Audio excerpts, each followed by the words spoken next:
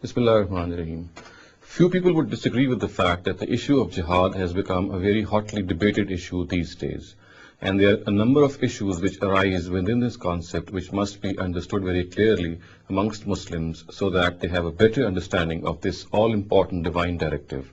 Now, one of these belligerent intents of Muslim regarding jihad also relates to suicide bombing, and it is related as a weapon of jihad. Now, first of all, it needs to be understood that the Quran says that using a suicide bomber to kill innocent people is something which is an absolutely uncalled for act. It is a blatant violation of the sanctity which human life occupies. The Quran says, "Man qatala nafsan bighayri nafsin aw fasadin fil ard, faka'annama qatala an-nasa jami'a, wa man ahyaha faka'annama ahya an-nasa jami'a."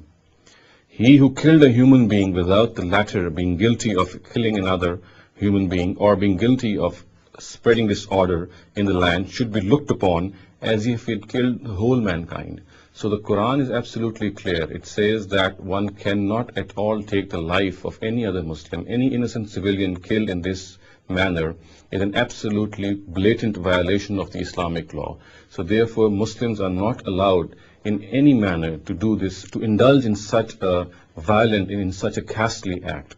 Now, there are people who justify this suicide bombing by saying that it's like sending innocent people to paradise, that if we kill innocent people, then this collateral damage should be understood to mean that these people who have been killed, of course the perpetrators or the people who they wanted to kill have been sent to hell, but the innocent people which have been killed as a result have nothing to do with this collateral damage, and they are in fact being rewarded with paradise. So in fact, in other words, they are playing God. They are discharging the duties of God by saying that they are sending people to heaven. No person has this authority or right to send people to heaven or to kill people. And as I said in this verse, it is absolutely clear that Muslims cannot take the lives of other Muslims. Now, there are other people also who at times justify killing innocent civilians of non-Muslims by saying that killing non-Muslim civilians is also a great jihad. First of all, it needs to be realized that jihad against a non-Muslim country or some other country cannot be conducted by individual people, cannot be conducted by individuals who set out for this job.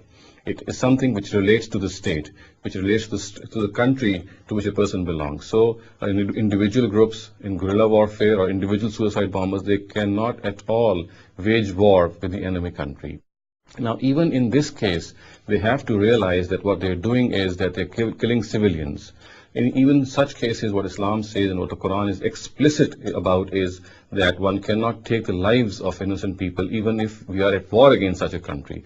The only people whom one can wage war is against the combatants, people who fight with you. Innocent people who have nothing to do with jihad or with this war cannot be touched at all. So in short, one can summarize this whole viewpoint and say that suicide bombing is absolutely forbidden, taking innocent lives is absolutely forbidden, and if a person justifies this suicide bombing by saying that he is sending people to paradise by killing innocent people, then he is in fact taken up the role of God himself, which he has no right to do. أقول قولي هذا واستغفر الله لي ولكم ولسائر المسلمين والمسلمات.